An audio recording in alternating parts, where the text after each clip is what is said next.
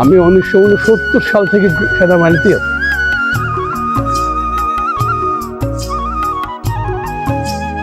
ওখান থেকে এসেছে যে এটা নামাজ গ্রাম হিসেবে নামকরণ হয়েছে।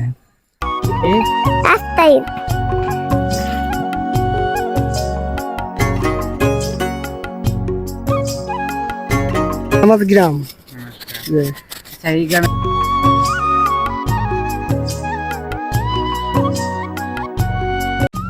মসজিদটা দেখতে যত সুন্দর এবং ততটাই চাকচিক্য, এবং মসজিদের সামনে কিন্তু অনেক জায়গা মানে এই অঞ্চলের মানুষ পাক্কা করে রেখেছে।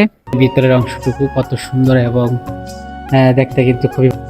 এই গ্রামের মানুষ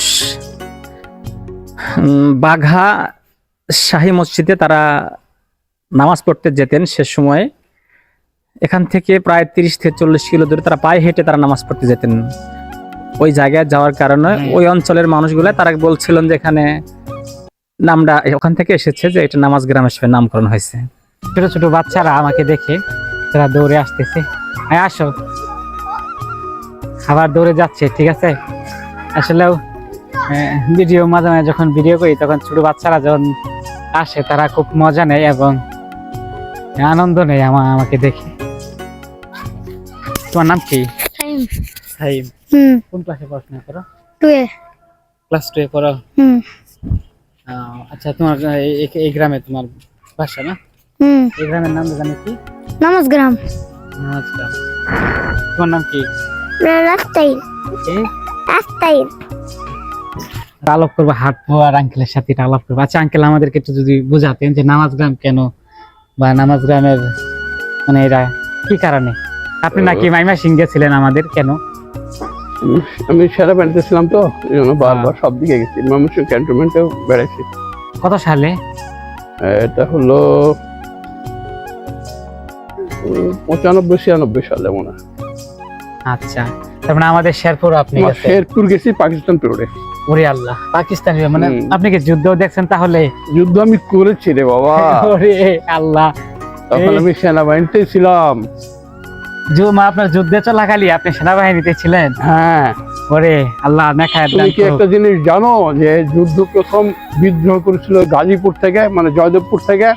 না না, আমরা ছোট ছিলাম আঙ্কেল, হয়তো ইতিহাস পরে আমরা কিছু জানছি। প্রথম যেটা যুদ্ধ শুরু হয়েছিল সেটা জয়দেবপুর, আমি গাজীপুর আর কি। আচ্ছা, আমি সেখানেই ছিলাম, গাজীপুরেই ছিলাম। আমি সেকেন্ড বেঙ্গলের সদস্য। হ্যাঁ, দ্বিতীয় ওয়েস্ট বেঙ্গল রেজিমেন্টের সদস্য। আর এরাই সব প্রথম বিদ্রোহ করে। তার মানে আপনি নেত্রকোনা, শেরপুর, জামালপুর যে সব গেছেন? সব বেড়াইছি। যুদ্ধ যখন আমরা শুরু করি ওখান থেকে শুরু করে গাজীপুর থেকে চলে আসছিলাম ময়মনসিংহে। হ্যাঁ, তো ময়মনসিংহে আমাদের সবাই আমরা ক্লোজলি একত্রে হই, কনসালটেন্ট হওয়ার পরে ময়মনসিংহ থেকে আমরা আস্তে আস্তে চলে যায় হলো ওই কিশোরগঞ্জ, তেলিপাড়ার দিকে। 1971 সালে বাংলাদেশ যে স্বাধীন যারা করেছে এর মধ্যে একজন হচ্ছে এই আঙ্কেল। আমি 1969 সাল থেকে সেনাবাহিনীতে আছি। ওরে আল্লাহ, 1969 তখন কালে আপনি সেনাবাহিনী ছিলেন? তখন থেকে আমি সেনাবাহিনী। দীর্ঘ সময় খোঁজাখুঁজি করার পরে যে দাদুকে খুঁজতেছিলাম সেই দাদুকে পেলাম, এবং যে গ্রামটা খুঁজতেছিলাম সেই গ্রামটাও পেয়েছি, নামাজ গ্রাম। আর এই যে আপনার দেখতেছেন এই ঘরের ভিতরেই নামাজ গ্রামে একজন দাদু আছে, সে থাকে। মানুষ ইচ্ছে করলে যে কোনো পরিবেশে মানিয়ে নিতে পারে, যদি মানুষের ভিতরে ধৈর্য থাকে এবং মানিয়ে নেওয়ার একটা প্রবণতা থাকে, তাহলেই মানুষ জীবন কাটাতে পারে। নামাজ গ্রামে একটা দাদুর বাসাতে আমি আছি। এই যে দাদু, আর দাদু দেখেন কি করতেছে, ঠিক আছে। আর এই যে ঘরটা দেখতে পাচ্ছেন, এখানে এই দাদু কিন্তু থাকে, ঠিক আছে। দাদুর সাথে একটু পরে কথা বলি। আর দাদুর বাড়ি অনেক বৃদ্ধ একটা দাদুর বাড়ি, ঠিক আছে, মাটির ঘর, এই যে জীর্ণশীর্ণ ঘর, ঠিক আছে। আর এই গ্রামটার নাম হচ্ছে নামাজ গ্রাম। নামাজ গ্রামের প্রত্যেকটি মানুষই অনেক নামাজি। তো নামাজ গ্রামটা রাখার মূল উদ্দেশ্যই হচ্ছে মানুষ নামাজ পড়ে বলে, তাই না দাদু?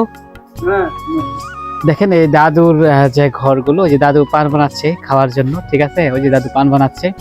আর সবচেয়ে মজার বিষয় হচ্ছে যে বাংলাদেশে নামাজ গ্রাম নামে গ্রাম আছে কিনা তবে আমি জানি না, তবে আমার কাছে মনে হয়েছে যে এটাই মনে হয় বাংলাদেশের একটাই জায়গা যেটা নামাজ গ্রাম, ঠিক আছে, নামাজ গ্রামে পরিচিত।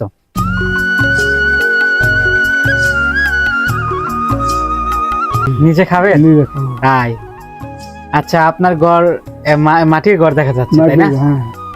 দেখেন দাদুর ঘরটা অনেক সুন্দর, মাটির। আরেকটা বিষয় হচ্ছে অনেক উঁচু। হ্যাঁ, এত উঁচু কেন? উঁচু জায়গায় আগে ব্যাং ট্যাং ঘান সংসারে লাফা ছিল। ও, সাপটা আসে নাকি? সাতটা তো আছে বুলাগে। তাই, এই গ্রামের নাম তো নামাজ গ্রামই।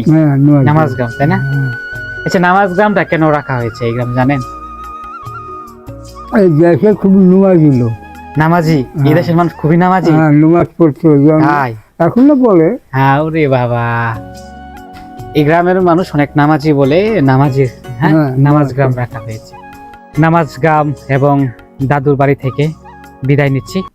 সবাই ভালো থাকবেন, সুস্থ থাকবেন, এবং আপনাদের কাছে যদি এই ধরনের ভিডিও ভালো লাগে অবশ্যই আমারকে লাইক করবেন এবং কমেন্ট করবেন।